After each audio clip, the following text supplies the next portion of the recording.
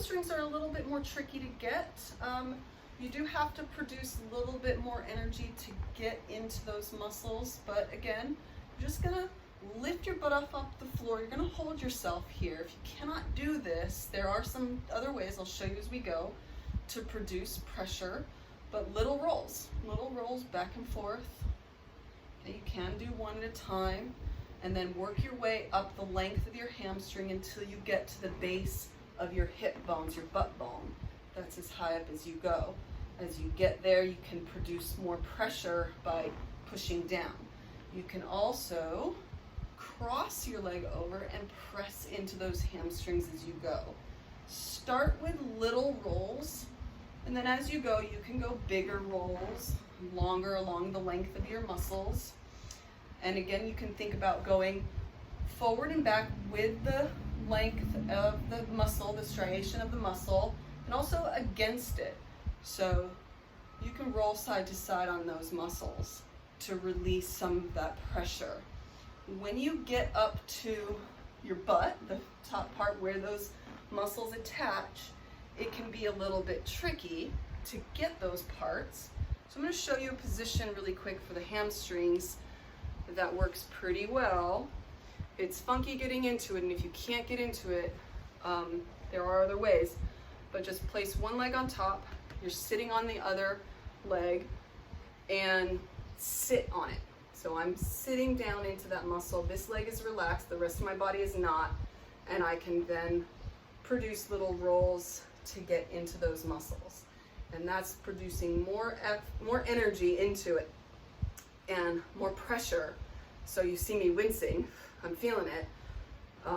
You're looking for tender spots like that. The tender spots tell you that there's tightness there. There's some stiffness in those tissues that should be kind of worked out a little bit. And as you go, that should release the longer you produce and maintain that pressure on that area. The pressure will release a little bit. So that's hamstrings. Work your way slowly through that. We're also going to talk about quads here. Same idea. Start at the base and the top of your hip, of your knees, and work your way up. Quads are big muscles, so get down into a plank on your elbows. And again, little rolls all the way up. Then you can make those rolls bigger. So I'm on the top part here.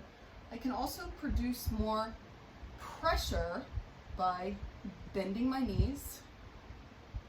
I'm doing both at the same time here, but you can do one at a time.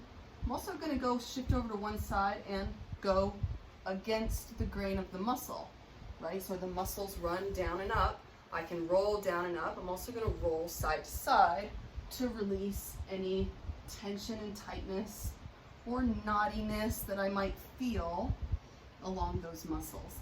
And I'm going to go all the way up to the top part, right at my hips, the whole way. That's rolling out the quads. I'm going to talk about one more area on the thighs, and that's the inner thigh. How do you get those rolled out? The position, you'll come all the way down on the floor. Whichever leg you're going to work, you're going to bend your knee to 90 degrees and place it right on top of the foam roller. I'm going to prop myself on my elbows. You can lie all the way down. And then I'm just going to, again, little rolls to start. I'm rolling inward. And this foam roller will eventually get all the way up into my groin so I can get those groin muscles. I can even lay on it to get my hip flexors a little bit. Little rolls back and forth along the length of the muscle. And to get the opposite direction, I'll hold, lower my heel, lift my heel. So I'm doing an internal, external rotation at my hip and leg to produce a little bit more pressure on those inner thigh muscles. And you can do that all the way up the length, finding those spots and applying pressure. And again, holding through and working through about at least 30 seconds in each spot that you're working until you feel some release. So that's hamstrings and quads.